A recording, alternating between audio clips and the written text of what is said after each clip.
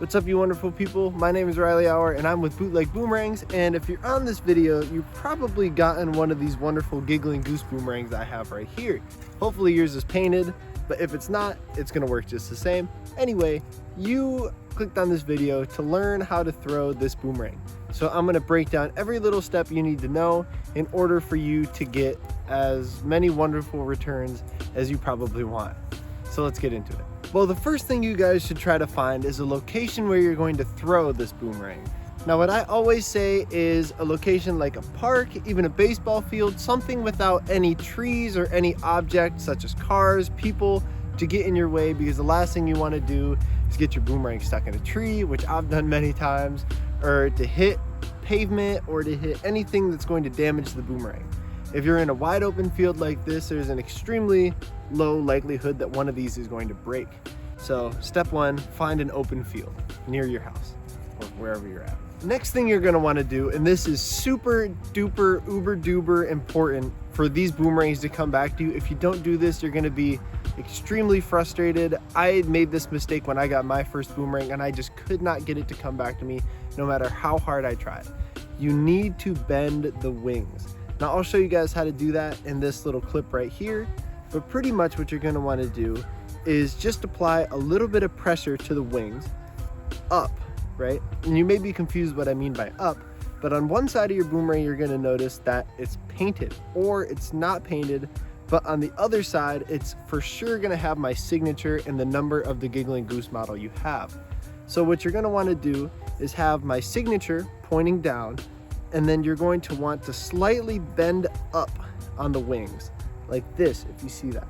You don't want to do it too much that the wings start to crack, but you want to do it just enough so that they're bending up. I don't know, hopefully you can see that. But what you're going to want to do is hold that for about 20 seconds before you ever throw this boomerang. Every time you go out and throw, you're going to want to take the boomerang and bend the wings like this. And not just one of the wings, you should do it to all three of the wings. Even this smaller wing here, you're gonna wanna do it. It is super duper important, and it's going to be extremely difficult for the boomerang to come back if you don't do this.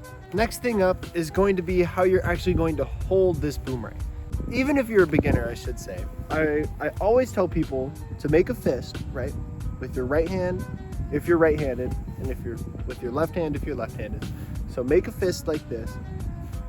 Throw your thumb out to the side, right? And then this opening right here, where your index finger, the side of your index finger here, place the boomerang right there. You see that? Place the boomerang right there. And then you're gonna wanna wrap your thumb around that. Now, the cool thing about boomerangs is that you can actually throw them from any of these wings. So what I would say is to either throw it from this wing right here, the one with the hole in it, so this wing, or this wing. I wouldn't throw it from this one. You're probably gonna have a little bit of trouble with that. And if you're really new, and if you're having trouble generating enough force on the boomerang to get it to come back to you, I would say throw it this wing, because there's more leverage, which creates more spin, which should get the boomerang to come back to you better. Well, there's one more thing that I wanna talk about before we actually get to throwing it. The conditions that you need to throw a boomerang. Now, the temperature doesn't really matter, but what matters extremely is the wind. So this boomerang performs its best under about 8 miles an hour of wind in that range. Above it, it gets a little bit too windy, and below it, you can still make it work, but you're just gonna need to throw it a little bit harder and bend the wings a little bit harder as well. But 7 miles an hour is where you're really gonna want the wind to be for this thing to perform at its absolute best. So to throw these, you need to throw them straight up and down, as straight up and down as you can possibly get. If you throw them sideways, it's a very high likelihood that they're going to break. That's how I broke my first boomerang personally, not like this, straight up and down. What you're going to want to do is not throw it like this, right? Not just stand here statically and just try to throw it. What you're really going to want to do, take a step into the throw. Take a big step and really follow through. It's almost like a pitch, right? It's like you're throwing something. You really need to actually wind up to throw this thing properly. Now, if you've been paying attention up until this point, you know that you need to throw it in a wide open field in about 7 or 8 mile-an-hour winds, holding it just like I showed you earlier in pinch grip, it's called, and throwing it straight up and down, right? Now what you need to do, oh, and bend the wings. Please remember to bend the wings. Oh, even I almost forgot, right? This is probably the second most important thing that's going to really frustrate you if you don't do it correctly. What you're gonna wanna do is grab a little bit of grass, right? And let it go. Right now you can tell that the grass went straight down. That means there's no wind. But usually what'll happen is that the grass will blow in a certain direction, right? So for example, we're gonna say the grass is blowing this way, right? From there to there. It's blowing straight this way.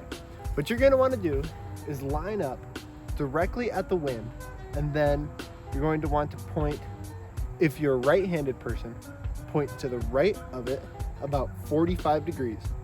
And if you're a left-handed person, you're going to want to face 45 degrees left, right? And then that is the direction you have to throw in order for the boomerang to come back to you. If you don't do that, it's not gonna come back. It's just gonna have an extremely hard time coming back to you because the wind is actually going to blow it in a different direction than you want it to actually go. Another thing is if you're buying a right-handed one, the side that has my autograph and the number of the Giggling Goose you have has to point away from you. So the side that is bare and has the autograph on it points away from you. So if I was a right-handed person, I would hold it like this, where the autograph is pointing away. And if I was a left-handed person, the autograph would be on this side pointing away. That's extremely important, so remember that as well. So now I'll show you guys a video of me actually throwing it. This is gonna be in full speed, so just so you see it in like action. So straight up and down, 45 degrees right of the wind straight at you, pinch grip, and don't forget to actually walk into the throw. So just like this.